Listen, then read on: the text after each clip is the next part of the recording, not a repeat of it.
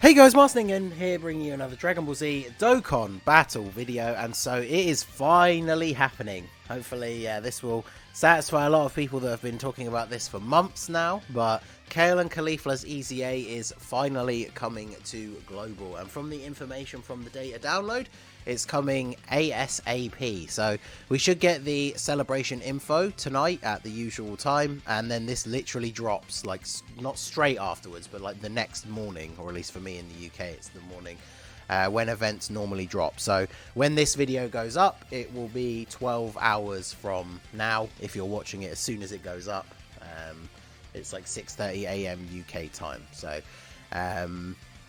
that the event goes live, I mean. So, KALE and KAULIFLA's EZA. It's a normal 30-stage EZA. We've had one of these before where you end up fighting 2 units as you get towards the end, and that is the structure for this one as well. So, the weakness is representatives of Universe 7. You start off fighting KAULIFLA for the first 5 stages, then it switches to KALE, then you go to the TUR of KAULIFLA, the TUR of KALE, and then it becomes the TURs together for the last 10 rounds, and then obviously any further on that you choose to go. The good thing about this, because representatives of Universe 7 is a pretty small category, the final restriction comes in here just before stage 13, and it is just a damage reduction from extreme types. So in terms of super type units that you bring on your team, you're not restricted by typing whatsoever. And realistically, the only extreme unit even on this category is Golden Frieza, who isn't the best unit nowadays, and obviously Global doesn't have the new one, so I don't think anyone's going to be put in too much of a sticky situation because of the extreme nerf. So, typical 30-stage EZA, we get all the medals to EZA them. The only thing this time, we don't get as many orbs of each type, because they are split between each 2, so if you don't have them both rainbowed already, because you need the orbs, this might be enough for you to finish them off, but it's not enough to get them from 0 to rainbow. And then instead of getting 11 Kais of one type, we get 5 of each. Honestly, for this type of one, I don't mind, because obviously if you have them at SA10 already, you only need 5 Kais of each type to get them to 15 once they're fully EZA'd. So getting 5 of each is perfectly fine. And then obviously we get 30 stones, and then there's missions. They can be completed twice, once for each character. So instead of the total being like 34, is it normally with all the missions? It will be 36 for this one. So that's obviously nice for people who want to summon on Gohan, because Gohan's banner, according to the data download, is actually coming out at a weird time. It's going to have come out like 4 hours before this event. So for anyone who needs those that final 36 stones to round out another 50, there you go. You'll be able to get them from here. So representatives of Universe 7 is not a very big category, especially when you only look at the URs and LRs. So we'll go over the top picks here. It's obviously, you know, it's most of the units on the team. There's only a couple that we won't be talking about. But in terms of leaders, LR, Goku and Frieza still have the best leader skill, technically, with the 177 across the board to all stats. They are a very solid unit. Defensively, they're not amazing. I'm talking about, like, for people who have them at 55% or maybe like 1 dupe. Defensively, they're not insane, but remember, one of the enemies you're fighting is AGL, so that's going to work out really well in the first few stages when you're fighting KAULIFLA. Even when you're fighting just her solo TUR version, these guys will absolutely annihilate her. So even if you don't use them as a leader, they're really good to bring on the team. And obviously if you don't have them, they're probably one of the best choices for the friend leader as well. So not really much we need to say about them. They will definitely be absolutely destroying KAULIFLA all throughout, even when you get to the stage where you fight both of them. And they'll tank reasonably well against her as well anyway, so that'll be nice. And then on the flip side of that, we have the Super Saiyan Kaioken Blue Goku. He's STR, so obviously he has type advantage over KALE, but he does have type disadvantage to KAULIFLA, so in the later stages you may need to be careful where you put him in the rotation. With the way he builds up his stats, you could hopefully get some good rotations where he takes a couple of hits from KALE first, with the obviously him having type advantage, build up his defense a little bit, and then maybe even after supering takes a hit from KAULIFLA. So he's going to be good. Obviously, as you get into the harder events and they start lasting a couple more turns, he's going to be able to build up And because you are running a full Universe 17, well, potentially, as long as you can make a full representatives of Universe 17, you will be able to get his Spirit Bomb as well. So you don't actually need it to be a full team. Obviously, it needs to have 3 or more representatives of Universe 7 allies, which is going to be pretty easy to do, I would imagine, for most people. And then, yeah, his thing doesn't have a turn restriction. So if you get, like, especially if you're going for the harder stages, or if you want to go past stage 30, if you have this guy on turn 2 and then you just get slapped by a super attack in turn 1, then you can potentially just Spirit Bomb in turn 2 and then GG that whole run in that turn, because obviously not only does he give that massive damage thing, he also raises the allies' attack, so everyone else supering that turn is going to do more damage. So I would imagine the Spirit Bomb, even on the harder stages, probably one-shots KALE, and then with the attack buff, everybody else can just take out KAULIFLA. So the only thing to note, of course, is that he does have 170 to attack and defense, but only 130 to HP. So the HP of your team is obviously going to be a lot lower if you bring this guy as the leader instead of Goku and Frieza, which could play a factor, because obviously you can't heal during an EZA.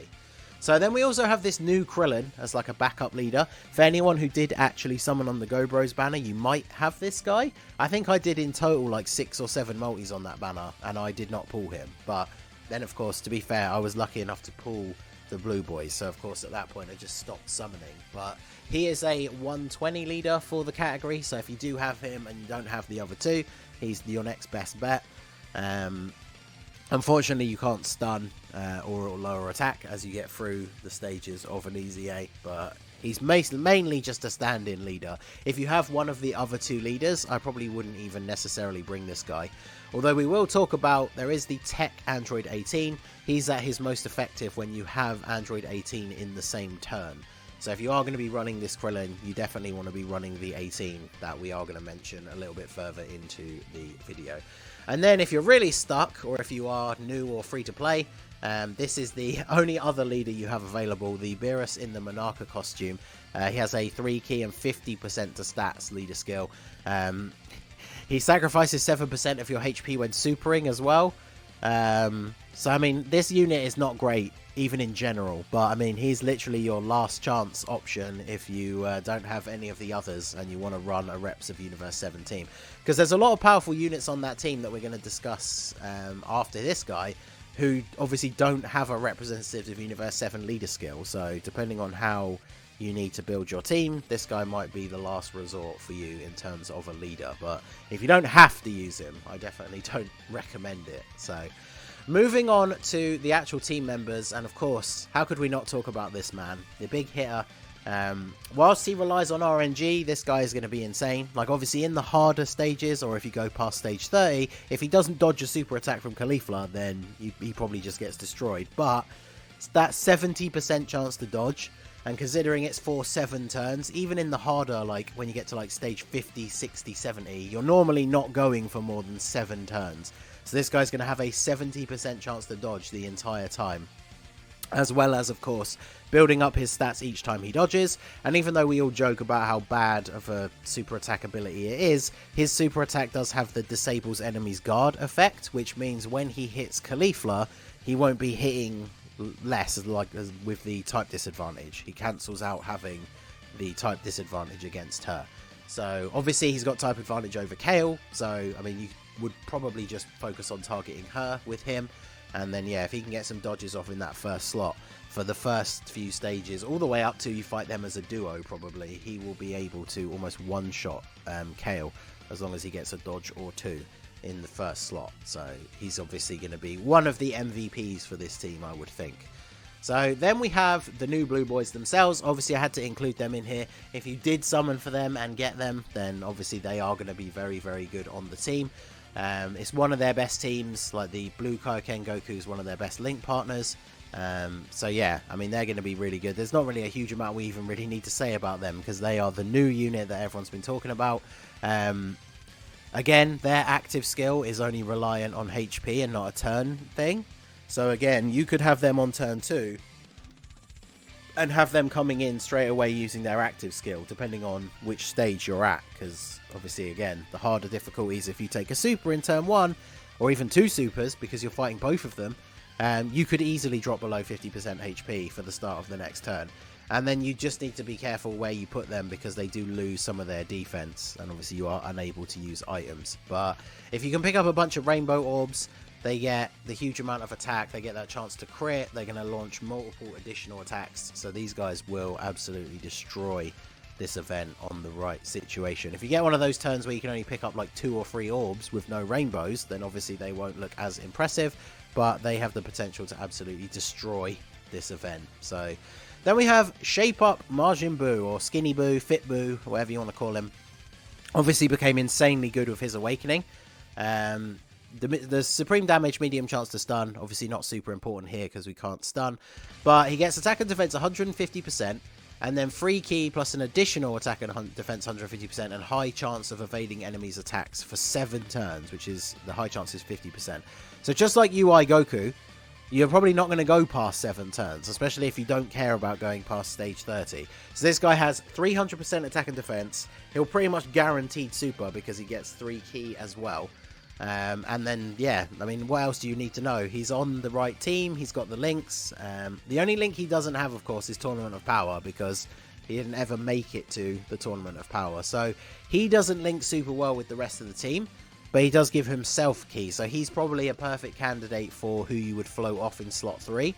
And then have your main 2 units on rotation would be supplying each other with ki. And then this guy in the 3rd slot, he's not getting any, but he gets it from his passive. So I do think he's probably, even if you have some of the powerful LRs, once you put them on the team, this guy's probably one of your next top choices. Unfortunately, he doesn't fit in super great, like, because even if you've link leveled him, like obviously Margin, no one else on the team has, Infinite Regeneration, Revival. So he's not going to be the best in terms of team synergy. So next up we have MVP 17. He's a really good unit, especially for EZAs again.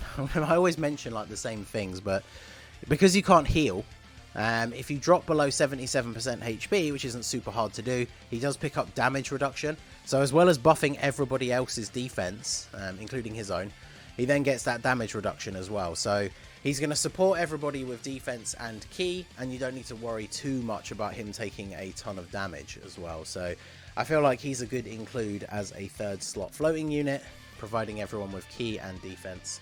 Just like easing your time through, especially if you have brought a ton of LRs for getting their 18 ki super attacks. So then we go on to the Android 18. So we already mentioned if you're bringing the Krillin, this is who you want to bring. I mean, she is the only 18 on Representatives of Universe 7, but she's pretty good. She changes physical key spheres to tech, and then she has a nuking style passive for her attack and defense. And even though she changes orbs to tech, she doesn't need to pick up tech orbs. So she can be very good depending on how your rotation of orbs plays out. Again, kind of like Skinny Buu, because she is an android, a lot of her links don't gel super well with the team, but she does have Tournament of Power. So, I mean, straight away, like if you have her next to Krillin, that's a free key link. They don't share a ton of other links, but, you know, she changes orbs as well, which is going to help out both of them. Because even if she changes the physical orbs to tech and there's not a lot of tech orbs, you could still potentially get those with Krillin to get his super attack, and then pick up a big cluster of orbs of a different colour for Android 18. So she's obviously a pretty much must run if you are going to use the Krillin. Otherwise, I do think she's pretty low on the tier list for this team, but I thought she should be included. Obviously, she does have type advantage over KALIFLA as well, so that helps out a little bit, especially once you get onto the higher stages. And then the last one I wanted to talk about is our boy Super Saiyan Blue Vegeta, who transforms into Super Saiyan Blue Evolution. You might not see that very often because he only has a 30% chance to transform, and it's from the 4th turn. So for the first, like, probably even 20 stages, you probably won't get to turn 4. So you could quite easily go through all 30 stages if you don't want to go any further than that and never see this guy transform. But he can be good. He's got the good links with everybody because he is a Super Saiyan. He has prepared for battle. Obviously has Tournament of Power. He launches 2 additional attacks. So you get those 2 additional normals, which whilst they might not do a ton of damage, that obviously increases the possibility that you can then get an additional super as well. So this guy can potentially attack a whole bunch of times. And whilst he's not going to be the most powerful unit on your team, he's going to be helping out with links as well as dishing out a little bit of extra damage. So those are my top picks and honourable mentions. If we have a look at the category again, like I said, it's not like we really had a huge amount of choice for people we missed. Like God Goku and the old Kaioken Goku, although technically his name in the game is just Blue Goku. They're both okay units, but not super great. The Tech 17 is definitely nowhere near as good as the physical one, but I guess if you don't have the physical one, you could bring this guy. This Int Piccolo is super old and outdated. I guess this UI Goku could be decent if you don't have the LR. Obviously, he has type disadvantage to KALE, so you would have to be careful for that. And then that's it. That's all the TURs and URs. And then, yeah, none of these guys are units that don't have an awakening, apart from the physical UI Goku, but he's the worst out of all of the UI Gokus. So if you don't have the Int one or the LR, I guess you could bring this guy, but he's obviously not going to be super great. So... oh yeah, and of course there is the free-to-play 18 and 17 as well. So if you're free-to-play, there's a couple of options here, but I don't think you can even make a full free-to-play team. So if you're a newer player or free-to-play, this definitely might be a struggle for you. But of course, you know, at the end of the day, worst-case scenario, you can bring your most powerful team that has as many representatives of Universe 7 as you can, and then STR and Tech units to take care of the type advantage. And whilst it might take you a bit longer because those units won't be doing crazy damage, that would be probably how you'd have to fill out the rest of your team. But for people who have their choice of pretty much any unit in the category, those units that I went over I think are the best ones to use. So let me know what you think down below. Normally I would say if there's any units you think I missed that we should have discussed, let me know. But I think we literally, looking at the list, didn't miss a single one that you could potentially use. So let me know what your team is going to look like. Good luck with the EZA. Enjoy those 36 stones, and good luck for anyone who is summoning for Gohan. So that is going to be it for the video, guys. This has been the Master Ningen. Smash that like button, subscribe to the channel if you are new. Check out the link in the description to my Discord. Feel free to join in the fun over there, and I will see you all again soon. Have a good one.